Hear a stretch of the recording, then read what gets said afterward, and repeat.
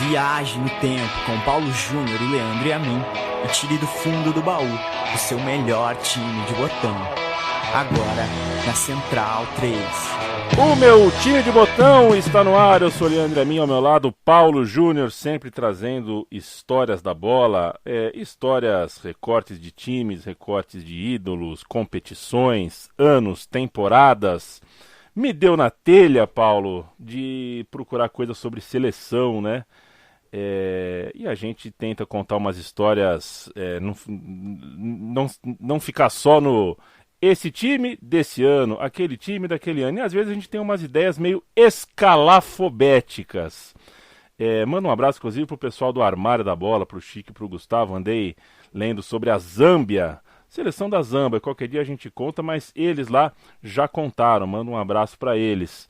É um podcast amigo da casa e o Armário da Bola é indicado por mim. A gente vai falar de seleção hoje, viu, Pauleta? Só que mais ou menos. Vamos falar da vida em clube de craques de seleção. Não são poucos, né, os jogadores que a gente, quando vê o nome, quando lembra do cara, lembra dele na Copa, lembra dele na seleção. Mas se perguntar em que time estava, quando que jogou em tal time, era o craque de quem? Às vezes a gente não se recorda. Tem alguns jogadores nessa categoria, por isso a gente resolveu fazer uma busca em alguns atletas que a gente tem idolatria, tem muito respeito, mas pela biografia em seleção. Vamos contar a história em clube desses caras. Pois é, Dali Leandro, um abraço para quem acompanha o meu time de botão. Vamos que vamos, como você disse, caras que acabam muito marcados por aquele mês de Copa do Mundo, né? Pela memória que aquilo cria, que passa aí pela transmissão da TV, por reunir ali família, amigos, pelo álbum de figurinhas, pelo que for. E nesse caso específico, como o roteiro vai deixar muito claro, pegar um momento em que a gente não assistia tanto futebol como pode assistir hoje, né? Hoje, inclusive, o nosso programa é, de certa forma, resultado disso. Hoje não é tão difícil assim destrinchar a carreira de um jogador, acessar vídeos, relatos. Então, eu acho que é esse serviço duplo, né? Reviver jogadores que muita gente que está nos ouvindo vai se lembrar. Temos bastante gente mais ou menos da nossa geração aí, que nasceu nos anos 80 e que vai lembrar desses caras porque assistiu eles jogando na Copa de 94. E um segundo ponto é, de certa forma, aproveitar, né, a nossa capacidade de pesquisa, que hoje é muito mais fácil, muito mais acessível do que naquele tempo, e contar um pouco, contextualizar um pouco melhor uns caras que a gente via jogar muita bola, que a gente tinha ali um encantamento, né, o camisa 10 daquela seleção, aprontando, coisa do tipo, mas que não conseguia, né, a partir de agosto, setembro, outubro, quando a temporada de clubes voltava, a gente não conseguia muito segui-los em seus times. Então, vamos que vamos. Boa ideia e a gente segue tentando achar esses recortes para o programa. Mandar um abraço para o nosso amigo Raul, do Baião de Dois, que me mandou uma mensagem elogiando muito o programa dos amistosos e me mandou uma foto do novo calção do Manchester United, dizendo que pode ser o calção, próximo calção da minha gaveta aqui, né? Não diria que é uma coleção, longe disso. É só um prazer de passar a vida com calção de futebol. Mas o calção do Manchester United, como já deve dar para imaginar, sem nem ter visto, você que está ouvindo e não viu, é horroroso, né? É horroroso. A gente está numa fase que eu diria duvidosa. Inclusive, já termino aqui meu longo nariz de cera dizendo que a camisa que o Santos Futebol Clube jogou nas suas últimas partidas, né? Para mim, um dos uniformes mais bonitos, clássicos e fortes do futebol mundial. O Santos jogou com a camisa que leva no peito a figura, né, de uma imagem ali, né, de um cara. E é para cair todo mundo, viu, Leandro? É para cair todo mundo. Eu acho que o Zé Bonifácio não tem cabimento jogar com o Zé Bonifácio na barriga. Eu acho que é para cair o marketing, é para cair a fabricante da camisa, é para cair a presidência que autoriza e é para cair a loja oficial, se é que a camisa está sendo vendida, né? Espero que não. Enfim, já dei minha corneta aqui porque uniforme é coisa séria, né? Eu acho que a gente, à medida que o mundo vai mudando, a gente vai também se tornando às vezes mais tolerante, né? E não sei se é o mundo ou se é a gente que vai ficando velho, né? Eu já fui muito mais chato com essa coisa de terceiro uniforme, de detalhezinho. Eu sei, eu acho que essa discussão a gente já perdeu. Mas cornetar um silk do Zé Bonifácio na boca do estômago, essa eu não vou deixar passar. É vergonhoso. É vergonhoso. Eu espero que o Santos não vença nenhum jogo com essa camisa. Nada contra o Santos, pelo contrário, um time que até eu gosto. E gosto de assistir, inclusive, tirando o meu time, é um dos times que eu, de certa forma, gosto de ver jogar. Sempre tem alguma coisinha interessante. Gosto de jogadores desse time atual, por exemplo. Mas não dá, né? Não dá. Enfim. Seguimos. O Paulo, enquanto você falava, eu pensei numa forma fácil de explicar qual é o nosso recorte, né? Sem que pareça, e eu não quero que pareça, que a gente é contra a Copa do Mundo com muita informação, né? Claro. A gente adora o guia da Copa de 18 com todas as informações. Você pegar o guia da Copa de 14 com a seleção da Bósnia, destrinchada, tudo ali bonitinho, todos os jogadores, isso é legal demais. Quem dera a gente tivesse isso em 94. Mas acho que é isso, né? O Wairan, quando fez o gol da Arábia Saudita contra a Bélgica em 94, que ele saiu diante do meio de campo, driblou todo mundo, fez um gol antológico, o Wairan entrou no nosso imaginário, virou um craque, uma pessoa assim que a gente não esqueceu nunca mais da face do cara, da camisa que ele usava, do gol que ele fez, mas ninguém sabe dizer aonde ele jogava e o que ele fez depois daquela Copa. E acho que essa é a diferença. Não faz tanto tempo assim, né? Copa de 94 foi 2 décadas atrás. A gente não tinha essa sequência nas informações, mas a gente não vai falar do Wairan especificamente, embora o nosso recorte vá passar sempre de alguma forma pela Copa de 94, que a gente imagina que seja uma Copa crucial aí nessa transição, né? Uma Copa que acontece no meio de uma passagem de bastão aí tecnológica. E enfim, são alguns jogadores icônicos que passaram por aquela Copa também, então vale a pena que a gente use como um ponto referencial, uma pracinha do coreto aí a Copa de 94 na nossa narrativa. O Stoichkov estaria nessa lista, mas como ele é um caso muito bem sucedido, né, a gente viu, por exemplo, o Stoichkov em ação antes da Copa de 94, ele jogou pelo Barcelona no Mundial de Clubes em 92 contra o São Paulo, dividiu o Barcelona com o Romário, foi semifinalista da Copa, a gente sabia qual era o rolê dele, então esse Stoichkov a gente deixa para lá, assim como o Bergkamp, né? O sucesso no Ajax, depois o sucesso na Inglaterra, esses jogadores a gente sabe o que fez. Mas e sobre a carreira do Hagi, por exemplo, né? Será que a gente lembra de tudo? Qual foi, afinal, o clube que pode dizer assim, ó, o Valderrama chegou aqui e arrebentou, o Valderrama jogou demais, nem todo mundo se recorda. O Echeverri da Bolívia, onde que ele fez chover? Ninguém lembra direito. Então a gente vai passar por alguns desses nomes. A gente escolheu 5 nomes, Paulão. Boa, escolhemos Echeverri, escolhemos o Valderrama, o Hagi e o Sifo. Caberia, como você colocou aqui no roteiro, você já citou, né, o Bergkamp, citou o Stoichkov, caberiam outros caras, claro. Salenko, Brolin, o Amokachi, o Roger Milá, o Garcia Aspe, o Wairan, que você já citou, o Predom, por exemplo, goleiro bastante icônico também, mas a gente foi nessa força da camisa 10, nesse imaginário do cara dono do time, o cara da meiuca, o cara ídolo nacional, o cara que muitas vezes foi capitão da seleção, e uma Copa que também, de certa forma, é simbólica para essa função, esse lugar no campo e no imaginário, por ser a Copa que representa praticamente o fim de Maradona, né?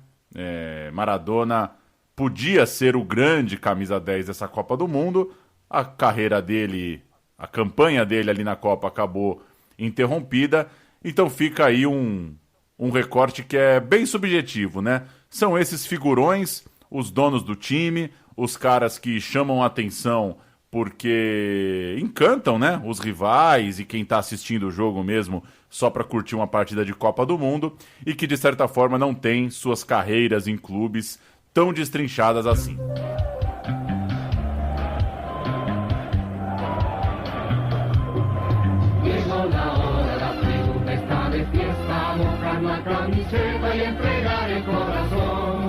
Vamos con fuerza que Bolivia se levanta con un grito en la garganta para nuestra selección. Llegó la hora para demostrar jugando el porque la verde y blanco quiere pasar el campeón. Vamos con todo que el balón está rodando y el mundial está esperando nuestra clasificación. ¡Oh, oh, oh! Bombos, pitos y tambores junto a nuestros jugadores alentando hasta el final. Con la voz en los pulmones vamos a gritar los goles del equipo nacional.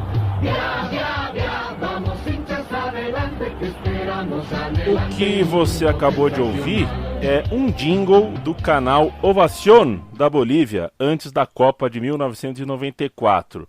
Era o Eu Sei Que Vou do jeito que eu sei dos bolivianos, um pouco menos de emoção, mas é o equivalente. E um pouco menos otimista, né? Acho que ninguém esperava que vinha o título, né? Pois é. O Marco Etcheverry, então vamos falar um pouco dele.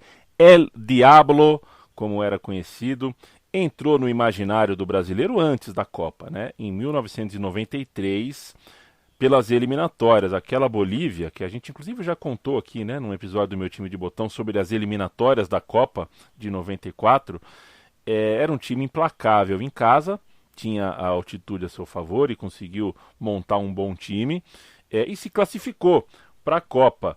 E o Etcheverry, camisa 10, dono daquele time, causou ao Brasil a primeira derrota brasileira em eliminatórias até então em toda a história do esporte bretão. E aquela Bolívia, portanto, com uma boa campanha e tudo mais, chegava na Copa do Mundo como uma surpresa para o resto do mundo e, pela sorte ou pelo azar, caiu como adversária da Alemanha, a Alemanha que era a atual campeã. Naquela época, o atual campeão fazia a abertura, né? Não era o país sede, era o atual campeão. Então a Bolívia fez a abertura da Copa, aquele jogo que a Tina Turner chutou a bola para fora, que a trave caiu em dois, aquelas papagaiadas de abertura. Eu detesto abertura. Nem de Olimpíada eu gosto muito, para ser sincero. Mas foi Bolívia e Alemanha, jogo de abertura do Mundial. A gente vai ouvir o Escobar, o Léo Batista, o Marcos Uchoa, o Ronaldo Fenômeno, todo mundo falando. Ô, louco! Todo mundo falando do Etcheverry em campo. Que maneira, mira. Pois é, um boliviano que tinha apelido de coisa ruim e jogava mesmo, feito capeta esse cara aí.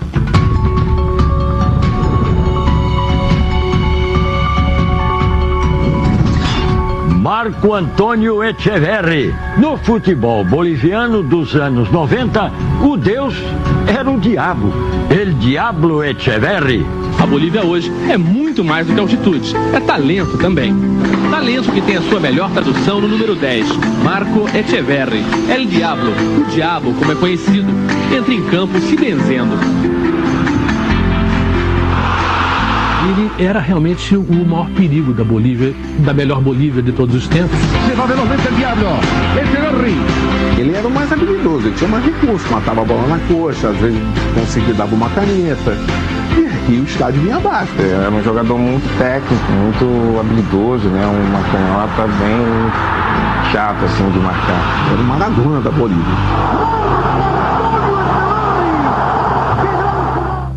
Porém, o craque da seleção boliviana estava machucado, então isso é de certa forma um drible aqui no nosso argumento central, né, no nosso recorte do programa. A fama dele aqui no Brasil, a fama dele na América, principalmente depois das eliminatórias, claro, era muito grande, mas ele não foi exatamente um bichão da Copa do Mundo, né? Claro que não, ele chegou machucado para essa estreia. Estava em destaque nos guias, era a figurinha mais conhecida ali da seleção. Qualquer análise do time boliviano que ou falava da altitude, né? Falava da campanha muito... que passava muito por essa questão dos jogos na altitude, mas também, claro, todas as análises falavam muito de El Diablo, mas na Copa, a abertura da Copa, ele foi entrar no sacrifício aos 34 minutos do segundo tempo para tentar o empate, tentar empatar contra a atual campeã Alemanha. E 3 minutos depois foi expulso. Que momento, lambança, que lambança do Etcheverry, lambança. Esse jogo da Copa, que coisa, né? Eu me lembro bem, com 6 anos, tem algumas coisas que não se explica. Quando voltou para a terceira rodada, a Bolívia precisava vencer a Espanha, mas perdeu de 3-1. El Diablo nem entrou em campo, então é um cara que tinha tudo para ser o figurão, né? Na classificação foi o figurão, mas no fim das contas a Copa foi um tanto quanto frustrante, ainda que ele fosse o cara mais falado daquela seleção. Esse é aquele dia, né, Paulo? Eu também me recordo muito bem desse dia, embora não tivesse todo o contexto americano do dia, né? Tem um documentário sobre, né? O dia da abertura da Copa foi também o dia da fuga do O.J. Simpson. Também foi o dia da passeata dos campeões de Nova York no hóquei no gelo, que era uma fila de 80 anos, uma coisa assim. Aconteceu de tudo. Jornalista esportivo naquele dia, e também o policial, no caso do O.J. Simpson, precisou virar 3 ou 4 ali. Foi o maior turno jornalístico da história do esporte americano. Foi um dia e tanto, e a abertura da Copa do Mundo não era a principal, né, a principal manchete da cobertura de lá. Nascido em 1970 em Santa Cruz de la Sierra, uma região que é abonada, né, uma das regiões mais bem estruturadas da Bolívia, o Marco Etcheverry, na base, jogava como zagueiro e lateral. Foi jogar no Sub-16 da seleção boliviana e pela qualidade que ele tinha, ficou pequena, né? A região, a defesa ficou pouco para ele, ele virou meia e começou profissional como meia, num time chamado Destroyers, um time pequeno, um time desconhecido, isso foi em 86. Em 1990, 4 anos depois, ele chegou ao popular, o Bolívar, que não sei se é o time de maior torcida, mas é um dos principais times da Bolívia, e no ano seguinte, em 91, ele foi campeão, mostrou que aos 21 anos ele tinha bola para liderar o Bolívar, e quem tem bola para mandar no Bolívar, manda na seleção boliviana também. O Bolívar não tinha grandes craques além dele, ele ainda era um menino, claro. O time tinha o goleiro Zeoli, que era um goleiro uruguaio, tinha ele no álbum de 90, o Zeoli, os defensores Sandy e Rimba. Pô, ia ser legal se o Júnior chamasse Rimba, hein? É mais legal, né? Sandy e Rimba. Boa dupla, boa dupla. Eles foram companheiros do Etcheverry na seleção boliviana também, foram jogadores relativamente famosos. O boliviano de 91, inclusive, teve 2 brasileiros artilheiros da seleção, artilheiros do campeonato, né? Triviaça, né? Nunca vou saber se eram bons mesmo. Era o Sebastião e o Jason. Ambos brasileiros marcaram 19 gols no boliviano de 91. Cadê você, Jason? Manda um e-mail pra gente aqui, que a gente vai fazer um botão sobre os brasileiros da Bolívia. A Bolívia bateu em 3 jogos na final o Oriente Petroleiro e o Etcheverry em campo nas 3. A segunda temporada dele no Bolívar não teve título e teve uma venda precoce. Aos 22 anos, o Etcheverry batia na Espanha por uma passagem rápida pelo Albacete, né? Clube que naquela época teve outras transações assim. O Antônio Carlos, por exemplo, foi outro, né, que pingou rapidinho. Era um pedágio fiscal, né? Era uma grande passagem ali por algum drible em negociações. O Etcheverry deu esse pulo no Albacete. Claro, aquele Albacete que ele jogou não marcou história, nada disso, mas ele carimbou o passaporte ali, teve sua primeira experiência internacional e entrou na temporada 93 para um ano muito importante, Campeonato Espanhol, Copa América e eliminatórias. Então era um Etcheverry que tinha uma situação bem contrastante. Muito sucesso pela seleção, mas uma coisa um pouco tímida no Albacete. Não conseguia ser essa força toda lá no futebol espanhol. Então, em 94, ano de Copa do Mundo, ele volta para a América do Sul. Vem jogar no Chile para defender o Colo-Colo. E o Colo-Colo estava trincando, né? O Colo-Colo estava no primeiro ano de uma gestão que se mostraria a longo prazo desastrosa do ponto de vista econômico, mas naquele momento estava tinindo e trincando. Tinha inclusive o Pinheira, né? Presidente do Chile, como um dos caras ali, estava envolvido no processo econômico do Colo-Colo novo, que terminou em sociedade anônima, em SA, virou um rolo dos infernos, mas até então o tempo era de investimento, não de fechar torneiras. O Echeverri, que vai para a Copa do Mundo, então, é o Echeverri do Colo-Colo, né? O Echeverri atleta do Colo-Colo em 94, que aliás se sagrou campeão da Copa do Chile daquele ano. Então o Echeverri levantou uma taça. De 26 jogos no campeonato chileno, o Echeverri jogou só metade, jogou só 13. Não conseguimos descobrir se foi lesão, se foi coisa do tipo, mas não foi tão participativo assim. É um indicativo de que 94 como um todo, não só na Copa do Mundo, não foi o ano do estouro do Echeverri mesmo. Em 93 ele foi talvez mais participativo, inclusive pela seleção. Os campeões do Chile foram a Universidade do Chile, uma história que pode ser contada aqui qualquer dia, que é uma história bem legal, um título histórico, título de fim de fila. Eu já contei essa história com o Matias, inclusive, o time do Marcelo Salas e tudo mais.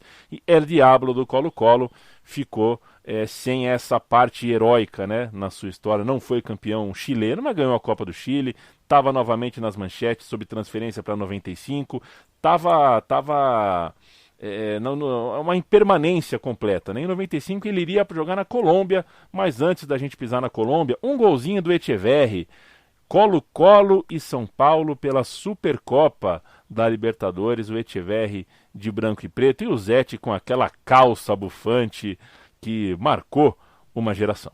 Cafú y Aníbal Hey decreta el lanzamiento penal. Uno de los duelos más apasionantes del fútbol. El arquero con el ejecutante. Abre los brazos Seti. Corre Echeverri, remata. ¡Gol!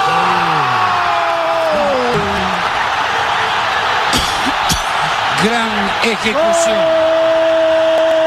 Gol de Colo-Colo. Marco Antonio Echeverri. En la ejecución hizo todo como para que Seti haga lo que hizo, vaya hacia su derecha. Y él, sabiendo ya dónde iba el destino de la pelota, envió el balón a la parte izquierda del arco de São Paulo y así se concreta la apertura del marcador en favor de Colo-Colo. O futebol colombiano estava confuso naquele ano de 95, uma certa ressaca também pela Copa do Mundo de 94, passando por um torneio de transição. O Echeverri jogou com o Patrão Bermúdez, por exemplo, o Anthony de Ávila, naquele América, que afinal também não conseguiu grandes coisas. Sem grande destaque, o Echeverri recebeu um convite que ele não pôde recusar, ser um dos astros da MLS, a Major League Soccer. Só um pulinho, então, na Colômbia para jogar pelo América de Cali, e ele estava partindo para os Estados Unidos. A MLS estava sendo criada naquele período, né? E o Echeverri seria um dos destaques, pelo menos ele imaginava, né? De certa forma, ia para um centro menor, né? No futebol. Não tinha grande sucesso na Colômbia e partia para os Yankees. É curioso que deve ser muito difícil, né? Você ficar um ano só em cada clube, né? Deve ser muito complicado. Quando você começa, sei lá, o tempo de maturação não acontece, né? Não aconteceu nessa carreira até 96. O Echeverri jogando pela seleção boliviana, inclusive teria uma Copa América na Bolívia em 97, né? O futebol boliviano estava num período interessante. Mas o Echeverri foi jogar na MLS, foi ajudar a construir aquela liga nova. E foi só alegria, viu, Paulo? Depois de tanto pinga-pinga, o cara colou na capital do Tio Sam. Não foi em qualquer lugar, não. O cara não foi para Colorado, não foi para Atlanta, não foi para Fort Lauderdale, não, foi para Washington, D.C., foi jogar no D.C. United e foi o Ademir da Guia deles lá, viu? Mandou geral, o cara mandou geral no DC United. Nas 4 primeiras edições, o DC United foi campeão de 3, então ele foi campeão americano em 96, 97 e 99. Em 2004... Campeão do mundo, né? Porque quando você ganha uma liga americana, você é campeão do mundo. World Champion. Campeão do mundo. World Champion. World Champion. Em 2004, ele ganhou de novo, então conseguiu 4 escudetos e El Diablo foi inclusive o MVP da final da primeira Major League Soccer. MVP é o mais valioso jogador. Ou seja, o motorrádio, né? O motorrádio da final. Mandou prender, mandou soltar. Tudo bem que era... mas o começo da MLS tinha umas figuras, né? Tinha umas figuras, pô. Vale até um meu time de botão qualquer dia desses aí. Assim, tirando o Ibrahimovic, tudo vale o meu time de botão. Inclusive, eu tenho um primo, né? O Elton, revelado no Guarani de Campinas. Jogou aquela final de Copinha Guarani São Paulo. Entrou num atrito, um ruidinho com o Beto Zini. E foi jogar. Jogou no Tampa Bay Mutiny com o goleiro Ravelli. Jogou com Alex Lalas. Deu uma zanzada. E hoje, aí é bola cantada, né? Hoje o Elton é técnico, tem uma escolinha de futebol lá na América, né? Como diria o outro. Mas foi bom esse comecinho. Eu perdi minha camisa do Tampa Bay, mas era curioso, né? Teve uma turma boa, embalada também pelos pelos próprios americanos na Copa de 94, né? Os Estados Unidos fez uma Copa do Mundo bem decente. Você sabe quem não volta nunca mais, né? O Lene, né? O Lene, ele não joga MLS, ele joga uma segunda liga que tem lá, mas tá super entrosado lá. Gostou. Tá estrumbando, né? Gostou lá de Miami ou algo do tipo. O Valderrama deu 19 passes para gol. Eu confesso, Paulo... O Echeverri. Eu confesso, viu, Paulo, que... enfim, estatística é um negócio difícil quando a gente está falando de coisa americana, né? Porque eles são fritados em estatística. Mas acho muita coisa. 19 passes para gol, talvez tenha uma conta aí que, enfim, é bastante. Se ele fez isso mesmo, aplaudo de pé. O melhor jogador da competição como um todo foi eleito Valderrama, né? Foi o Bola de Ouro da MLS. E o DC United de 96 tinha o também boliviano Jaime Moreno, o zagueiro americano Eddie Pope e o técnico Bruce Arena, o famoso Dedé Santana, né? Que depois, inclusive, treinaria a seleção. Esse cara já nasceu técnico, né? Já nasceu técnico. Com 14 anos, o Bruce Arena era treinador já. Que baita nome. Não tem carreira pregressa. Que puta nome, Bruce Arena. Enfim, o vice-campeão daquela primeira edição foi o Los Angeles Galaxy, que era do time do goleiro e atacante, ponta direita e meia e volante, Jorge Campos. A maior cascata da história do futebol profissional é o Jorge Campos, né? Ele conseguiu, né, cara? O cara conseguiu bater uma bola no ataque. É muito louco mesmo, é muito louco. El Diablo, o canhotinho boliviano, craque de bola, no fim das contas, quando você estiver num boteco aí, né, depois da quarentena, da pandemia, e aquele teu amigo mala falar da Bolívia, não tinha ninguém na Bolívia, aí você já pode falar que o Echeverri bom era do DC United, foi lá que ele comeu a bola de fato.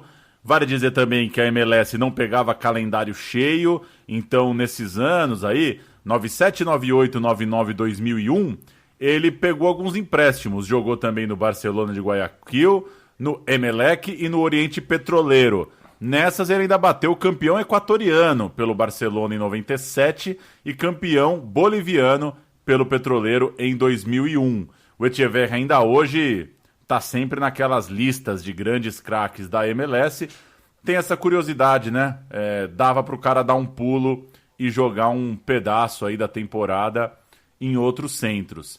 Mas no fim das contas, onde ele tá, né? Onde ele tá marcado, né? Acaba sendo mesmo no futebol lá dos Estados Unidos.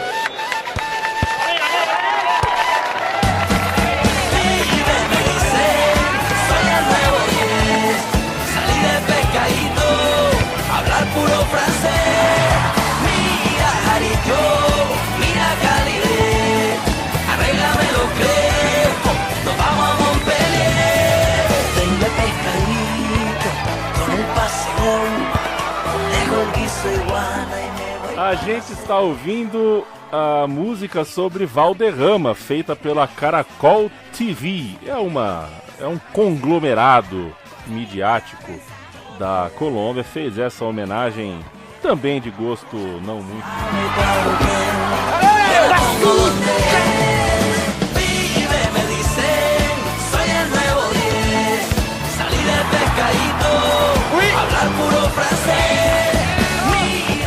Nascido em 61 e que não frequenta só o imagético mundialista de 94, né? Até porque a sua grande Copa mesmo é a de 90. Naquela Copa de 90 na Itália, ele dá um passe absurdo pro Rincon, um passe lindo, elegante, de onde sai de final. No dia que nasceu Felipe Castro, inclusive, mando um abraço para ele, o René Higuita resolveu sair driblando, né? Eu vou sair driblando, não quero saber. E perdeu a bola, camarote fase. 4 anos depois, em 94, a questão envolvendo Valderrama e todos os seus companheiros era que a seleção colombiana era a sensação, né? Podia ser chamada de sensação do pré-copa ali, pelo que fez nas eliminatórias, estava voando a seleção colombiana. Mas e o Valderrama em clubes? Quem foi? Né? A lembrança não é muito clara, a mim nunca foi muito clara dele arrebentando num clube, então vamos contar. Ele começou no pequeno clube Unión Madalena, depois passou o ano de 84, ele então com 23 anos foi jogar no Milionários da Colômbia, não se adaptou a Bogotá, tem isso na Colômbia, viu? Isso é muito bom. Essa é a típica frase que cabe em qualquer programa, né? Às vezes o pessoal acha que também a gente né? Porra, os caras manjam do mundo inteiro e tal. Só que, puta, é muito bom poder ler não se adaptou a Bogotá, né? Claro que você vai dar o contexto. Não tô desmerecendo a sua citação.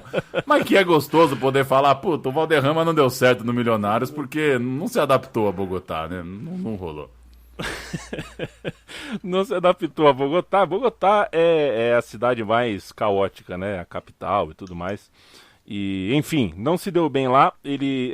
Os relatos falam que ele teve problema com o técnico, né? O Jorge Luiz Pinto, o Jorge Luiz Pinto da Costa Rica, tudo mais. Costa Rica, eu não lembro se ele eu não lembro qual é a nacionalidade dele, né? Mas ele é colombiano, o Jorge Luiz Pinto. Ele é colombiano? Ele é colombiano, mas lembrei, ele foi técnico da Costa Rica, eu acho que na Copa aqui do Brasil, a de 2014. Eu acho que é isso. Isso mesmo, é isso mesmo.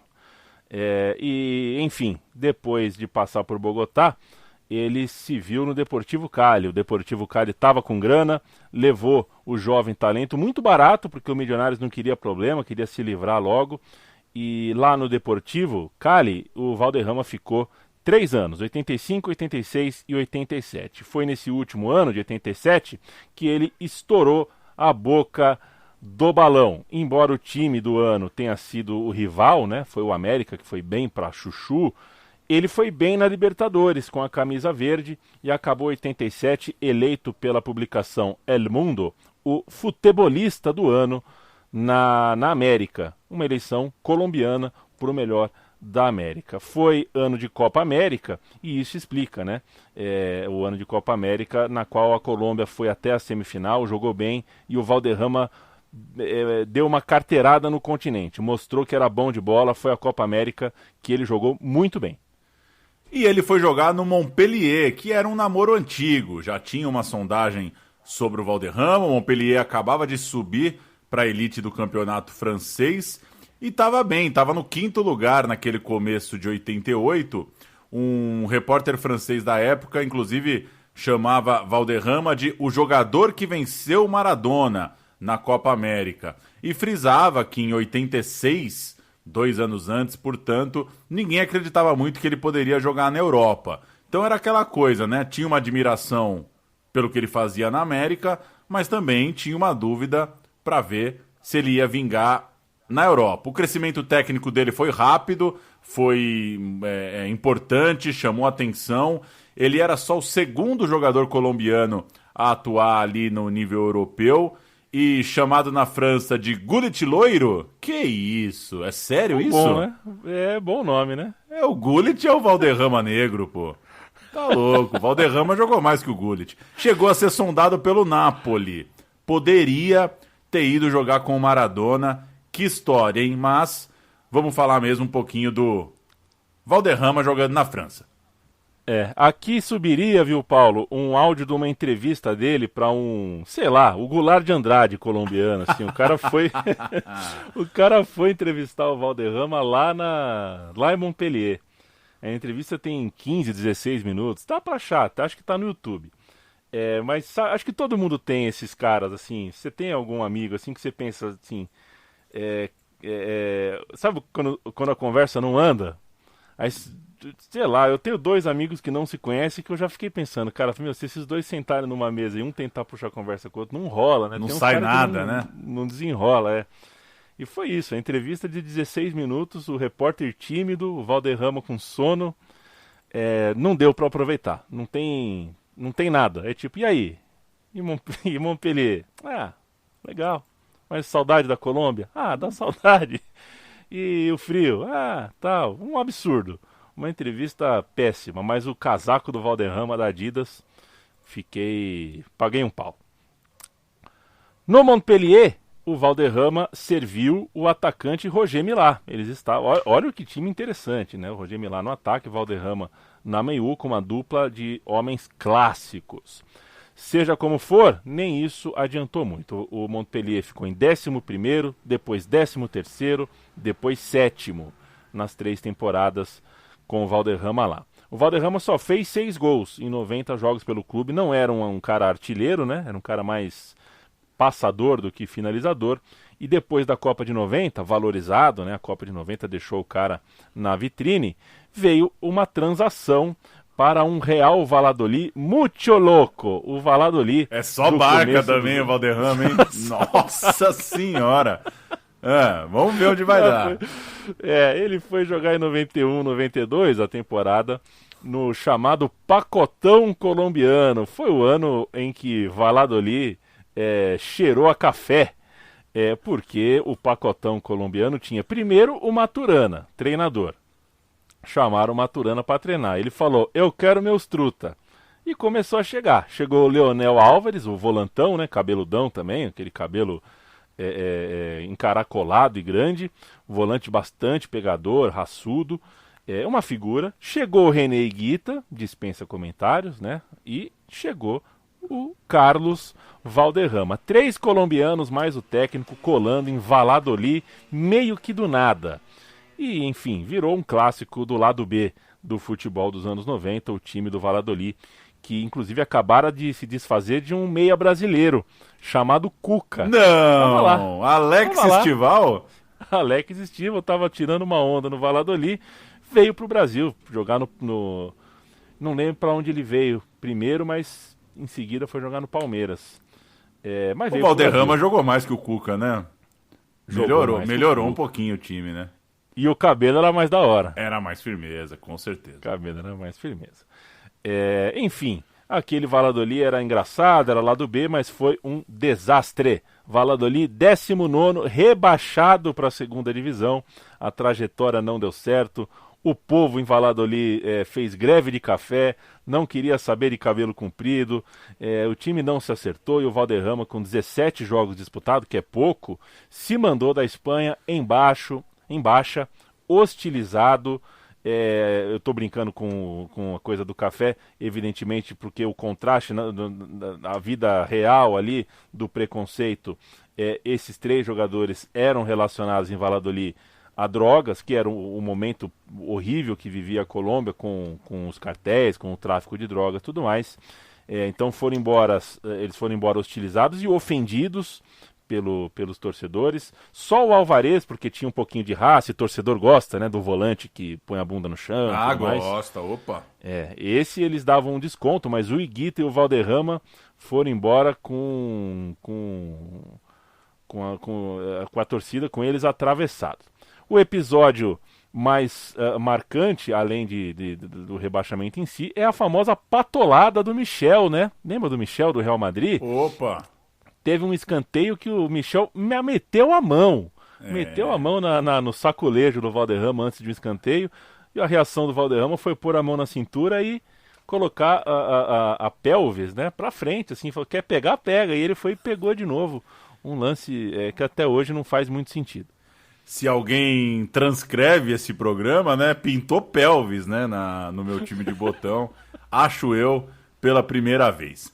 O Valderrama passou 6 meses em 92 no Independiente de Medellín, voltou para casa e emplacou 3 anos interessantes no Júnior, lá de Barranquilla. Ele foi inclusive personagem coadjuvante num programa recente que a gente fez, né, a gente fez um programa sobre o Vélez, e o Júnior do Valderrama chegou na semifinal daquela Libertadores de 94, foi superado pelo Vélez do Chilaver nos pênaltis. Podia ter sido então o Valderrama na final da Libertadores contra o São Paulo, por muito pouco não foi. O ano da Copa de 94, então, é um ano do Valderrama jogando bem, estourando lá em Barranquilla, que foi campeão colombiano em 93, foi campeão também em 95, tem um bom ano em 94, inclusive com essa semifinal de Libertadores, e o pessoal viu, quem parou para assistir o futebol colombiano ali, 93, 94, 95, viu sim um bom Valderrama em campo. Ataca Junior Pacheco juntándose con el maestro Valderrama. Víctor Alilo en medio. Lo va sirviendo bien para Méndez. Toca para Pacheco. Busca por donde Víctor Alilo. Junior tratando, apretando, buscando por donde por la izquierda Galeano. El balón para Pacheco en terreno de la América. América se cierra en el fondo. Balón al centro, bien para Chaparro. Raúl toca de frente para Pacheco. Arranca el maestro del Swan de frente. Metió la conexión linda con el pie Valderrama para Montesino. Largo Valenciano. Remate, marca, tira. Gol, gol, gol, gol, gol, gol, gol, gol, gol, gol, gol, gol, gol, gol. Gol, gol, gol, gol, gol, gol, gol, gol, gol, gol, gol, gol, gol. Gol, gol, gol, gol, gol, gol, gol, gol, gol, gol, gol, gol, gol, gol, gol, gol, gol, gol, gol.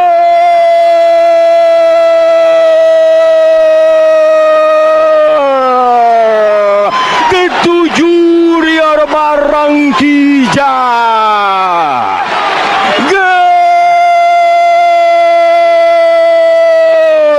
Golazo, golazo, golazo barranquillerísimo. El matador mata. Abajo, cruzado en pase de oro del maestro Valderrama, de Pacheco e Ivan René Valenciano. Isso que a gente ouviu é final de campeonato, a final do campeonato colombiano de 95. Júnior de Barranquilla 3, América de Cali 2. Como o Valderrama não é muito de fazer gol, a gente ouviu um gol com passe do Pibe, um passe do Valderrama, é gol, o Júnior de Barranquilla ganha o colombiano em 95. O Barranquilla tinha até então 4 títulos nacionais naquele fim de 95. Metade deles, 2, portanto, com o Valderrama usando a camisa 10. Isso então é muita coisa, faz de Valderrama um grande do Júnior de Barranquilla. José Maria Pazzo, único jogador do Júnior de Barranquilla que disputou as 30 partidas do torneio do campeonato, né? Era o goleiro daquele Júnior de Barranquilla, o José Maria Pazzo. O resto do time, Mendoza, Cassiani, Briasco e Hugo Galeano. Raul Chaparro, Mendes, Victor Danilo Pacheco e Carlos Pibe Valderrama. Montesinos e o grande valenciano, um atacante fortíssimo. Então é isso, o Valderrama do Montpellier, o Valderrama do Barranquilla ou o Valderrama do futebol dos Estados Unidos, da MLS? Porque em 96... Foi também, né? Pois é, ele saiu por cima da Colômbia, como a gente acabou de citar, e foi viver lá nos Estados Unidos, tinha um estilão, chamava atenção também pela sua persona, né? Pelo cabelão icônico, tudo isso, pelo jeito de jogar bola também muito técnico para brilhar naquele futebol. Acabou se tornando muito querido pela comunidade hispânica lá nos Estados Unidos, assim como o Echeverri, que a gente contou há pouco, era uma figura muito identificada, né? Muito fácil de ser notada. Todo mundo que apostava no sucesso do futebol por lá, curtia o Valderrama de certa forma, defendeu o Tampa Bay, depois jogou no Miami Fusion e por lá ganhou o tal MVP da MLS, um dos grandes desse início de futebol mais organizado, né, de uma liga profissional lá nos Estados Unidos. É muito interessante isso, viu Pauleta?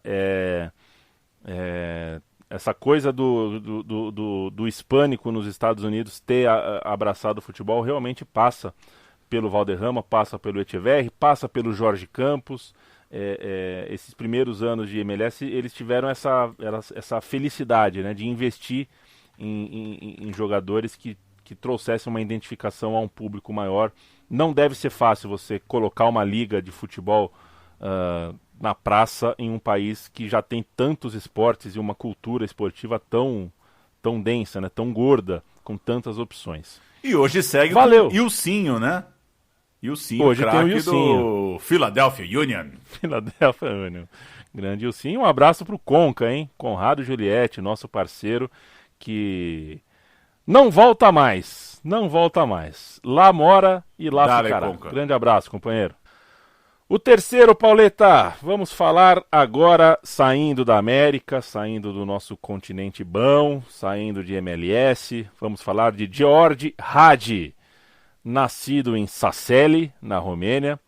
É uma cidade que tem muitos bons, tem muito salame bom em Sasseli, não sei se você sabe. Aliás, a Romênia come-se muito bem na Romênia. Ele teve um auge um pouco tardio, o Hagi.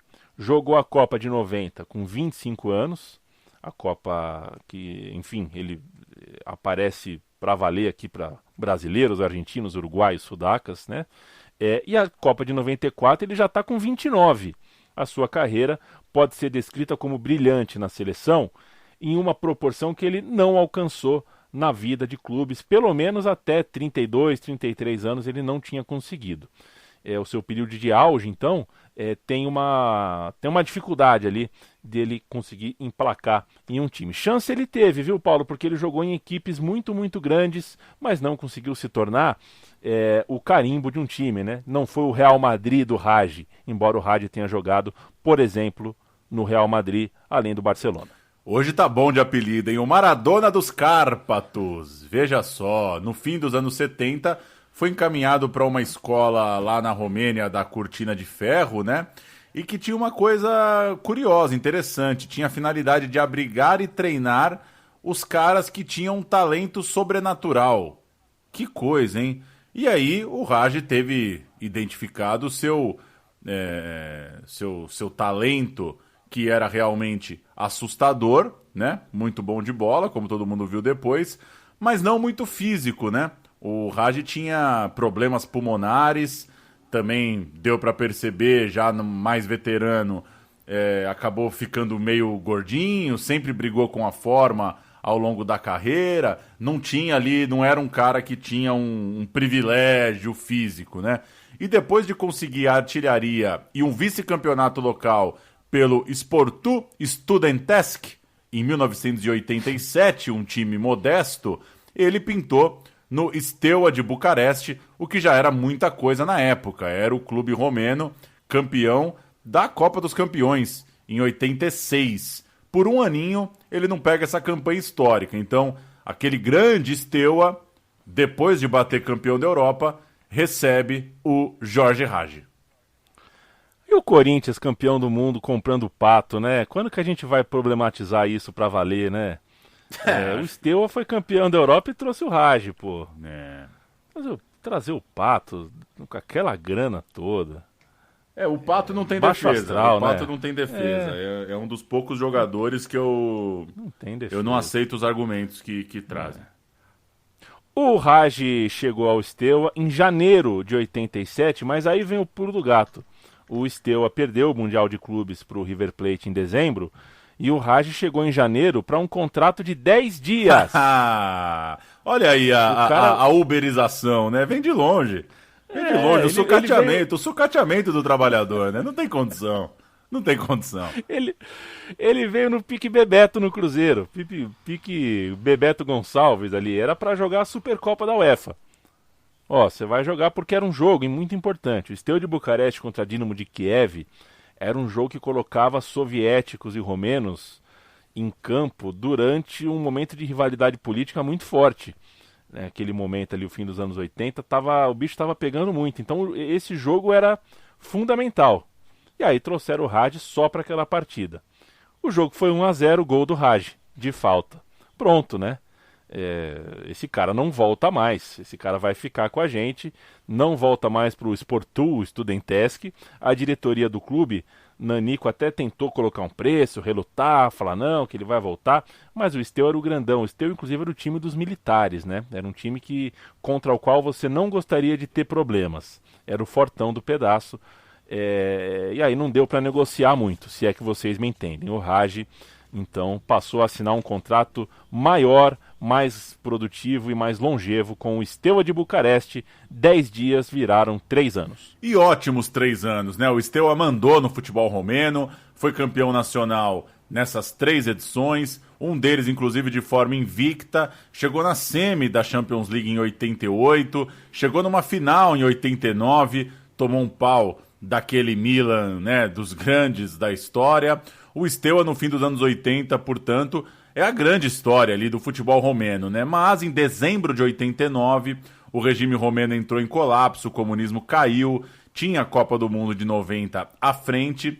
Os 6 convocados que atuavam no Steaua tinham mercado, né?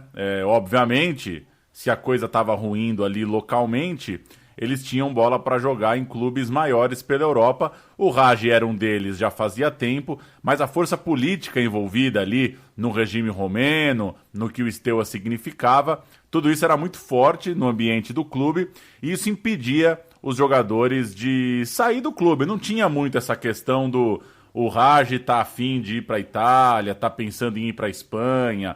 A coisa era um pouco mais fechada, era um pouco mais... tinha uma missão também política naquele time, naqueles caras que formavam aquele Steaua. Então, o Hagi da Copa de 90 é um Hagi com proposta na mesa. O cara estava ali pronto para sair, já tinha o seu ciclo completado no Steaua e o seu país estava num momento complicadíssimo. Estava olhando para o futuro. O Hagi joga bem a primeira fase, joga muito bem contra a Argentina do Maradona. Indico esse jogo, viu, Paulo? O tape desse jogo é interessante, Romênia e Argentina. Mas ele cai nas oitavas. O time da Romênia foi tragado pelo zero-azerismo apaixonante e hipnótico daquela seleção da Irlanda de 90. Uma seleção que, enfim... O time nojento mais legal do mundo.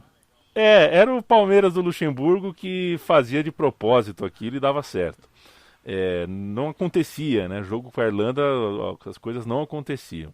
E a Irlanda, enfim, se classificou, ganhou nos pênaltis e o Hagi foi vestir a camisa merengue, foi jogar no Real Madrid e lá ele foi bem, mas não foi o grande jogador que se imaginava no começo. Pelo Steaua ele marcou 88 gols e no Real o Hagi teve a primeira temporada mais ou menos, a segunda temporada já um pouco melhor. Fez ao todo 84 jogos, 20 gols, mas o Real Madrid não conseguiu bater campeão, nem da Espanha, nem da Europa. Foi um time que, enfim, perdeu.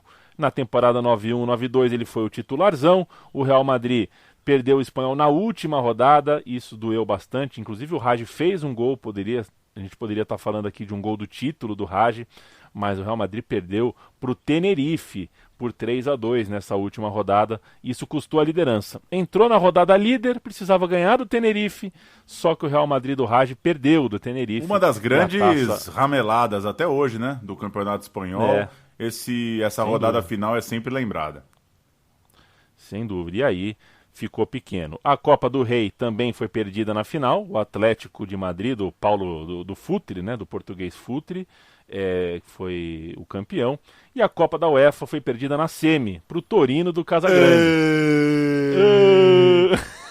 E o Real do Hagi, que também tinha o Ricardo Rocha, o Hierro, o Hugo Sanches, o Prozinec, o Butraguem, o Michel Patolada. É muita gente, era um timaço, mas que decepcionou. E o Hagi, de alguma forma, também decepcionou e fez um movimento bastante inesperado na carreira. para manter a aleatoriedade do programa aqui, né, que tá muito bom, foi pro Breccia. Que coisa! Antes de ir pro Real Madrid, ele quase tinha ido jogar na Juventus, até uma fábrica da Fiat, construída na Romênia, foi oferecida ao ditador romeno, esse aqui é bom demais, hein? O Cesesco. Como é que fala o nome desse cara, hein? Acho que é isso, acho que tá bom. Eu sempre achei que eu falei errado, mas agora também ondinhas gravadas não voltam mais. Mas não teve negócio na época, a Juventus não conseguiu convencer e agora ele estava em outro clube italiano com 27 anos. O núcleo duro ali era romeno, o técnico era o Lucescu, ainda antes da grande fama. No ataque tinha o Radociu, que era o outro jogador conhecido também dessa geração, além de outros 2 jogadores romenos ali no elenco. Mas, após um empate na Rabeira e um jogo de desempate contra o Udinese, o Breccia caiu.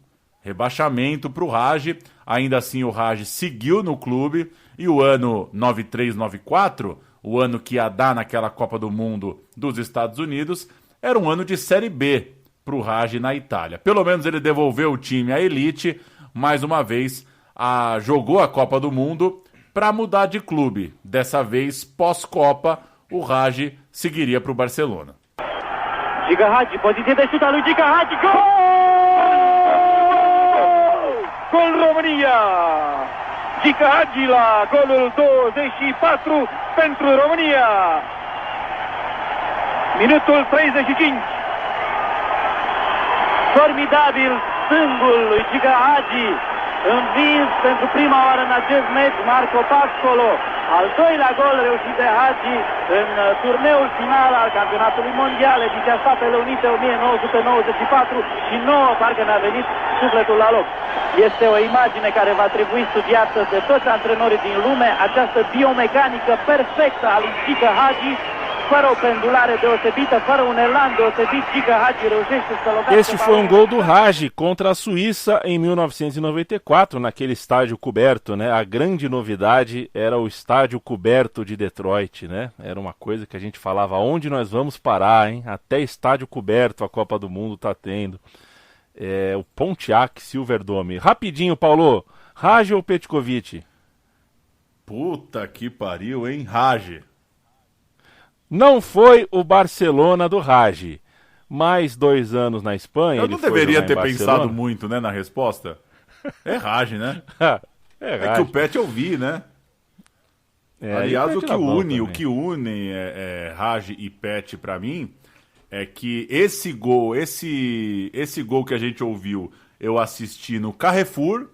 Minha mãe quis fazer compras na hora do jogo da Romênia e Suíça, eu vi naquelas TVs do Carrefour. E o gol do Pet, o do Vasco e Flamengo de 2001, vi no Walmart. Fui com a minha mãe fazer compras e fiquei lá no... Você ficava lá ouvindo CDs no Walmart, assim? Bota o CD lá, fica ouvindo.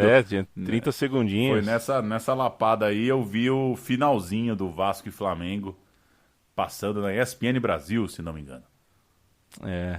Eu vendia a bolsa na República, meu primeiro trampo na rua. Eu vendia barraquinha de bolsa de domingo, eu vendia lá. E sempre vinha uma coreana com uma notinha de 10, e ela sempre comprava uma bolsa de R$10. Então, todo domingo, pelo menos, a notinha foi a minha relação com ela, era essa. Sempre chegava uma senhorinha coreana e comprava uma bolsa por domingo. Bonitas bolsas? Bonitas. E todo domingo a gente ficava lá. Naquele domingo choveu demais e eu me refugiei na casa de uma família amiga que morava ali perto.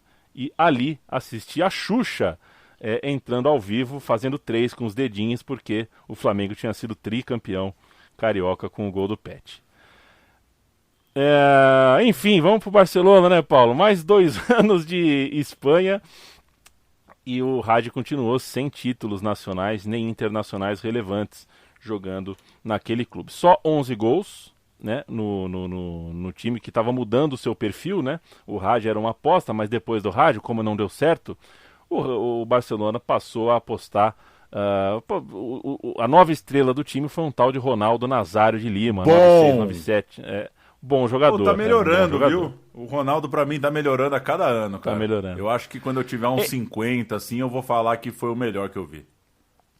Em 96-97, o Hagi chegaria em Istambul. Pô, o cara já trintão chegou em Istambul para defender o Galatasaray e finalmente o cara achou o lugar dele mesmo, o clube, para ele arrebentar a boca do balão. Ele foi um estouro na Turquia, no Galatasaray, onde ele foi jogar, ganhou o apelido de comandante e conseguiu ganhar até a Copa da UEFA, algo que nunca, nem antes nem depois, um time da Turquia havia conseguido. Ele foi campeão da UEFA no ano de 2000. Hagi é campeão turco 97, 98, 99, 2000, tetra, coisa rara. Ganhou também 2 Copas da Turquia, ganhou a Supercopa da UEFA, além da cereja do seu bolo, venceu na final o Arsenal, na semifinal o Leeds, jogos com eventos muito violentos entre as torcidas, né? Pegas realmente inesquecíveis para os turcos, fazendo chover em campo, jogando muita bola. Era aquele Galatasaray do Tafarel, do Capone, do Hakan Şükür, tinha no Hagi a sua grande referência técnica, e com tudo isso nas costas e na prateleira, 2000-2001 acabou sendo a temporada de despedida do Hagi no futebol. Já estava com 36 anos, resolveu parar e, de certa forma, então, a cronologia tem o Hagi do Steaua, tem esse Hagi campeão de tudo, né, de muita coisa no Galatasaray, tem um pouquinho do Hagi do Breccia, né, principalmente acho que essa missão de levar o clube de volta à Série A, e tem um Hagi que não foi marcante na Espanha, ainda que, né, aí já grifo meu, pela força de Real Madrid e Barcelona, o cara que joga nos 2 clubes vai ser sempre lembrado, né? Ele vai estar sempre de alguma forma citado, porque não são muitos os grandiosos jogadores que atuaram nos 2. Mas Steaua, Galatasaray, acho que são os times que viram o Hagi comer a bola de fato.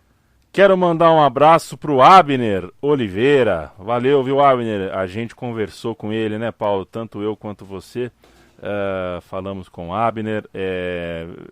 Viva os colegas de profissão no futuro, né? O Abner que está fazendo o famoso e famigerado TCC. O meu foi uma monografia bem chinfrim, ganhei 8,5. Não sei qual foi a sua, Paulo, mas o TCC é uma época meio chata, mas legal da vida. Um abraço para a professora Bernadette, que me tutelou na minha campanha de TCC. Tenho aqui ainda a pilha de revistas que usei para aquela monografia. Salve, Abner, falei pra cacete lá na entrevista do TCC, hein? Cheguei querendo ajudar, falei, pô, quanto tempo você acha que vai levar o papo? Ele falou, se rolar uns 40 minutos tá bom. Falei 1h30. Quarentena é foda, né, cara? Acho que eu tô meio carente, né? Abri o REC ali e não parei de falar. Tomara que tenha valido. E, enfim, estamos abertos aí a conversa. TCC, tem que conversar com quem faz TCC, cara. Tem que conversar. Até porque a gente não é o Juca Kfouri, né? Sabia que o Juca, em determinado momento, parou, né, de atender TCC por questões de agenda, né? Pois é. Deve ser difícil, né? Deve ser difícil. Ele deve receber um volume. E um abraço pro Celso Zelt, que esses dias me colocou num grupo de Zap para falar de entrega de TCC, só que eu não sou aluno dele, né? Aí eu escrevi, Celso, pegou o Leandro errado. Um abraço pro Celso Zelt, outro grande. Deve ser bom ter aula com o Celso Zelt. Vincenzo Sifo é o nosso último homenageado deste meu time de botão. Outro que você ouve o nome e lembra de Copa do Mundo, né? É um belga que, enfim, ele não está tão associado a algo que a gente tenha visto num clube. Mas, como ele jogou algumas Copas do Mundo, a gente lembra muito claramente dele. É um belga de pais italianos, é conhecido como O Príncipe e nasceu na aprazível cidade de La Louvière, uma cidade que tem muitos gansos na Lagoa Central, uma La Louvière, um lugar bucólico. Pô, depende do ponto de vista. Eu posso falar que a Barra Funda tem muitas galinhas também, né?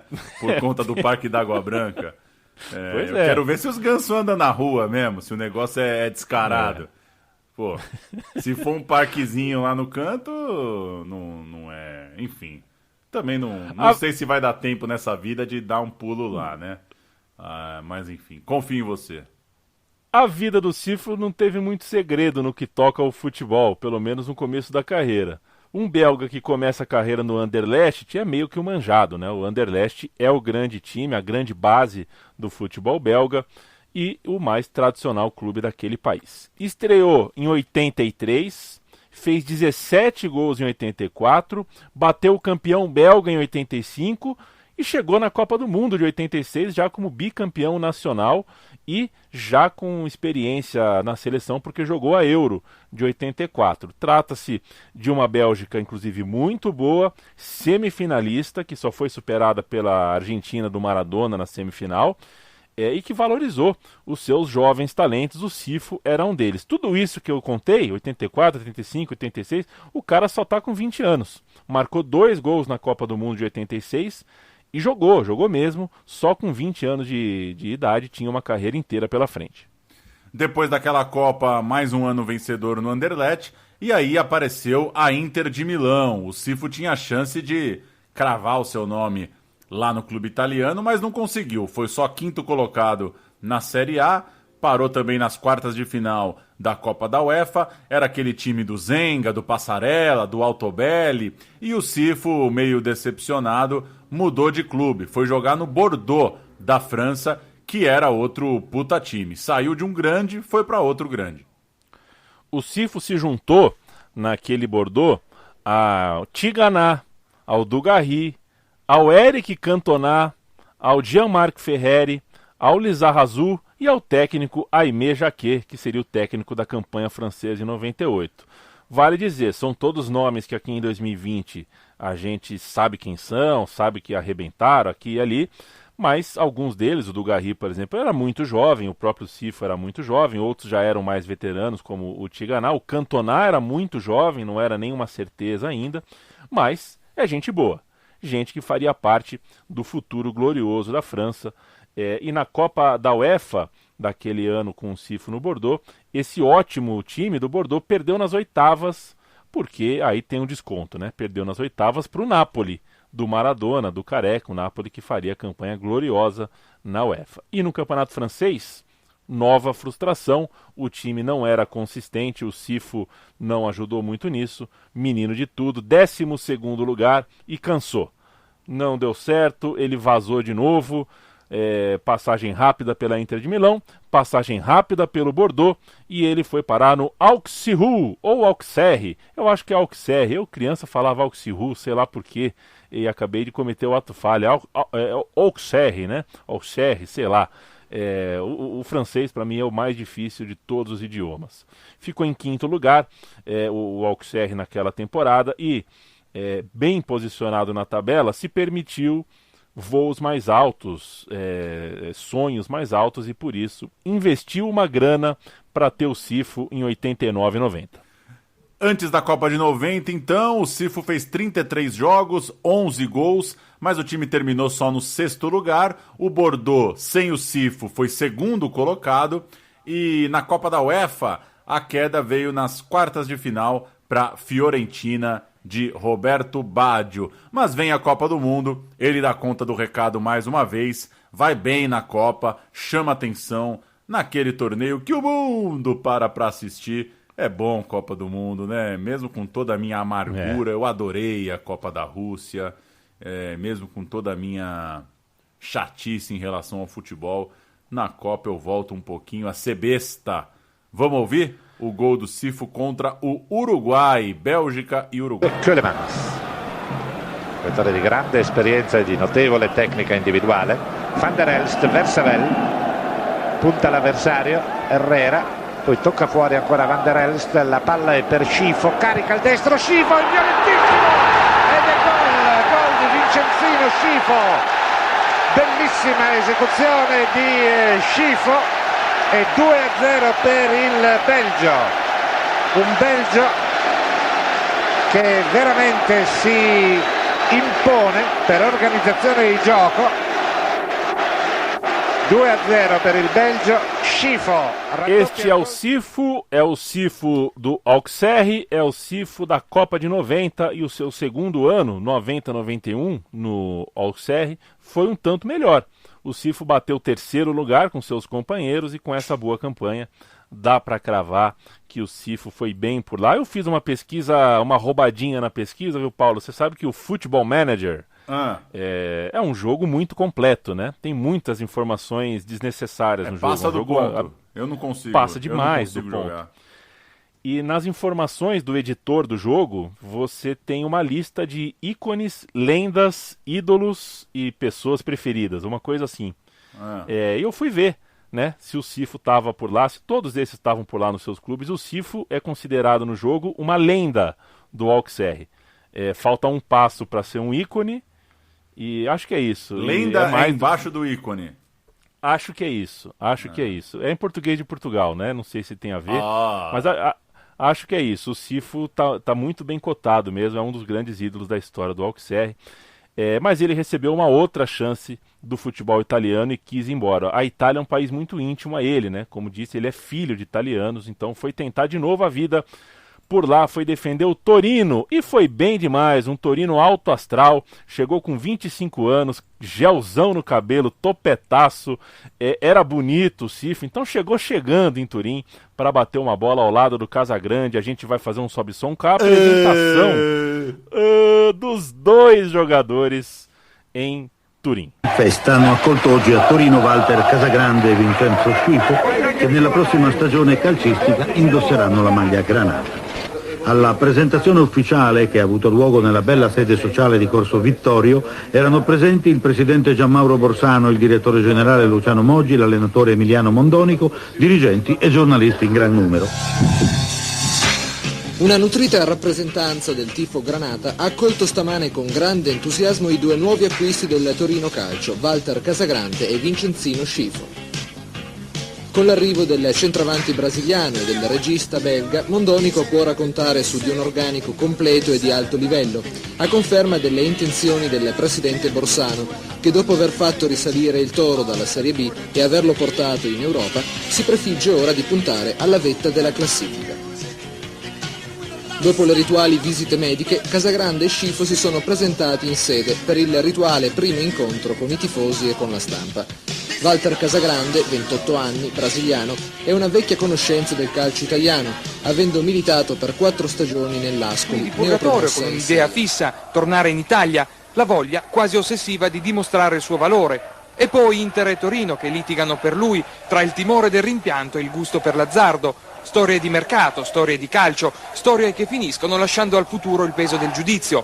Vincenzo Schifo è costato 9 miliardi e 600 milioni, ha un contratto per 3 anni ed è di proprietà del Torino. L'Inter ha mollato la presa, la nuova avventura può ricominciare. Tinha Casagrande no ataque, tinha o Lentini atrás, tinha o Marchegiani no gol. Era um bom time na temporada 91-92, terminou no terceiro lugar no italiano, foi finalista da Copa da UEFA, perdendo para o Ajax na final, depois de bater o Real Madrid na semi, uma campanha interessante. E a gente brinca aqui com o Casagrande, mas gosto muito do Casagrande, viu? Brinca com gosto, não é o brinca pega no pé.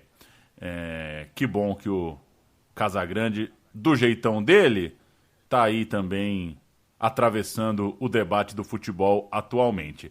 Nos outros 2 anos, aquele Torino forte, competitivo, foi perdendo peças, terminou no 9º lugar na temporada 92-93, mas ainda foi campeão da Copa Itália, venceu a Roma na final. O time tinha Marchegiani, Bruno, Mussi, Fortunato e Iannone, Fuso, Sordo, Venturin, Sifo, Aguilera e Silenzi.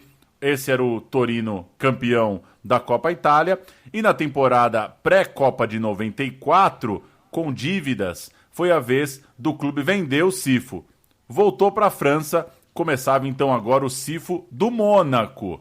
Ele terminava, portanto, sua sequência no futebol italiano. Itália, França, chegou a vez da França e o Sifo do Mônaco, embora ele não tenha sido protagonista do Mônaco, ele foi feliz em Mônaco. Que é o que importa, né, no fim das contas. Que é o que importa nessa vida. É o que importa nessa vida. Eu não sou o protagonista do meu time de botão, por exemplo. Aliás, o meu nome na vinheta pingou por um acaso. Mas eu sou feliz, então tá tudo bem.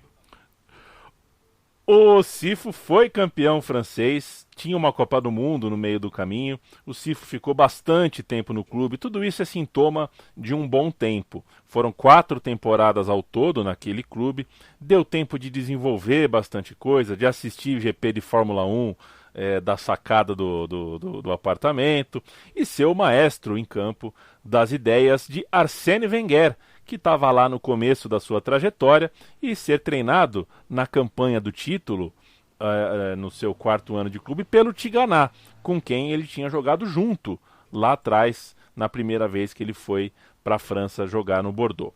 Esse Mônaco é o Mônaco do Sonny Anderson, que um dia estourou aqui no Brasil, né? Teve um belo dia que todo mundo só falava do Sonny Anderson e a gente nem sabia direito quem ele era porque ele estava junto do Sifo, metendo um monte de gol lá na França. Era um Mônaco do Barthez, do Petit, protagonistas defensivos, e de Thierry Henry e David Trezeguet, os caras surgindo juntos, os dois com 17 anos, a base estava vindo um pouquinho forte ali, o Thierry Henry surgindo violentamente para o futebol naquele Mônaco. Craque demais. Muito nos anos craque, anteriores... Né? Não, esse pra mim é a seleção, tá nos 11. Esse não tem botão, né? Um botãozão Thierry Henry, 1h40, assim, pá. Eu topo, tá nos meus 11. Nos anos anteriores a esse Mônaco campeão, o Sifo chupou laranja com Djorkaeff, Thuram, Klinsmann. O Mônaco teve um tempo enjoado aí, jogou alguns anos com um time interessante, com alguns caras legais. Semifinalista da Copa da UEFA, o Mônaco levou o campeonato francês disparando, o Sifo bem atuante, nem sempre titular, mas sempre ali, né, no time de cima, sempre entre as peças principais, com 5 gols na campanha, campeão francês e decidido, com 31 anos, a voltar para a Bélgica. Então jogou a Copa de 98, sua 4ª Copa do Mundo, como atleta do time onde tudo começou, lá no futebol belga, no Anderlecht. O Sifo, então, é o Sifo do Torino e é o Sifo do Mônaco. Acho que dá para firmar essas duas campanhas, né? Essas duas passagens, essas duas carreiras como as principais de sua vida. Nesse pinga-pinga entre França e Itália, também deixou sua marca no Auxerre, para o pequeno Leandro e a mim, mas é do Torino, é do Mônaco, é onde você vai agora escrever um site aí. Vou dar essa dica, youtube.com, você joga o nome do cara, joga o nome do clube e vem tudo que a gente falou por aqui. O futebol de clubes europeus não chegava tanto pra gente, né? Como a gente falou lá no começo, não era tão simples saber se o Montpellier do Valderrama era forte, se o Sifo estava mesmo jogando muita bola no Auxerre. Vivemos uma era hoje, né, de super elencos, de concentração de talento. Hoje, de certa forma, os grandes jogadores da Copa do Mundo, né, eles vão estar concentrados num recorte menor ali, né, principalmente, de certa forma, na Champions League. É mais fácil acessar esses caras durante todo o ciclo. E também não deixa de ser curioso ver esses caras frequentando ali meio de tabela sem tanto problema, né? Não é porque o cara era craque na seleção, um dos melhores da Copa, que necessariamente ele ia estar no topo dos campeonatos nacionais. Não existe o Gabriel Jesus jogar 16 jogos em uma temporada, como aconteceu 2 anos atrás, né? Fosse nos anos 80, 90, ele teria jogado 34 partidas, mas teria sido 13º da tabela, e enfim. São momentos e momentos do futebol. Hoje me incomoda muito, de fato, a concentração de jogadores em super elencos. Me incomoda Felipe Coutinho ser reserva de um Bayern de Munique. Esse cara tem que estar jogando, ele tem que ser dono de algum time. não ser reserva do Bayern e tantos outros reservas, cada time grande aí você vai ver alguns reservas que você fala, não, esse cara tem que estar em campo todas as rodadas, sabe? Mas enfim, é um incômodo que fica para uma próxima para a gente debater. O Sifo campeão no Torino, campeão no Mônaco, o ídolo no Auxerre. Todo mundo que a gente contou aqui hoje, acho que tirando o Raj, né? Mas todo mundo tem o cabelo invocado. Foi um programa de cabelos invocados. O meu cabelo tá invocado, viu, Paulão? Esse tempo de pandemia, faz tempo que eu não corto, tá ficando da hora o cabelo. Mais uns 3 meses e você pode me chamar de o Etcheverry da Santa Cecília. Um grande abraço. Eu joguei aqui no Google Tradutor, detectado francês, apertei aqui a caixinha de som e a moça falou Auxerre. Ela falou assim o nome do time, Auxerre. Ela fala muito suave, né? Não dá para comparar com o calor dos narradores, mas tá desfeito o mistério. É isso, meu caro Leandro e a mim. É isso. Vamos que vamos. Tem muito futebol para passar debaixo dessa ponte chamada Meu Time de Botão. E um abraço para quem segue nos acompanhando. 3 programas por mês. Seguimos tentando manter essa toada. Segue lá no Twitter, é nossa única rede social, né, de divulgação exclusiva do programa. Podcast Botão, é só procurar por lá. Tem um perfil lá que chama Time de Botão, ou Meu Time de Botão. Recusa imitações. Brincadeira, né? Vieram bem antes, é outra história, mas às vezes botam lá errado. Mas procura lá, Podcast Botão, 3 programas por mês. Segue no teu feed, siga também a Central 3, que o programa vai pingando de tempo em tempo. E só para aproveitar, fazer um jabá, não é muito do costume, mas acho que vale. Tô tocando um outro programa que de certa forma é filho desse aqui, o Meu Vilão, com os amigos lá da Gol Brasil. Quem curte o Meu Time de Botão, peço para dar uma chance aí. Vamos contar a história de alguns jogadores que são amados e odiados, aquela coisa meio do meu Mavaldo favorito, sabe? Não fala mal dele porque Sim. Ele é do meu time e ao mesmo tempo ele pode causar Ele causa uma certa admiração silenciosa no rival, né? Então tem Marcelinho Carioca, tem D'Alessandro, Sérgio Ramos, Edmundo. É um papo sobre a carreira desses caras, tentando aí misturar um pouco de memória, um pouco de pesquisa, um pouco de visão de torcedor também, para contar umas histórias de bola aí, um co-irmão do Meu Time de Botão. É só Boa. procurar Meu Vilão aí nos tocadores de podcast. Tô por lá também. Um abraço pro time do Meu Vilão, inclusive esse programa bom sobre o Marcelinho Carioca, que tinha que ser o episódio número 1. Mandaram um abraço pra gente, a gente devolve aqui o abraço. E vou ficar esperando pelo do Ricardo Oliveira, tá? Não gosto do Ricardo Oliveira. Não gosto, não me desce. Eu espero que um dia ele seja colocado como meu vilão. Esse cara é meu vilão. Cara eu não... Você estará convidado, tá? Você e um santista pra quebrar o pau. 10 minutos, microfone aberto, vocês quebram o pau lá sobre o Ricardo Oliveira. Tá bom, Pauleta. Valeu pela conversa mais uma vez, por essa conversa de futebol que revigora, desce macio, reanima. E vamos que vamos, companheiro. Até mais. Valeu!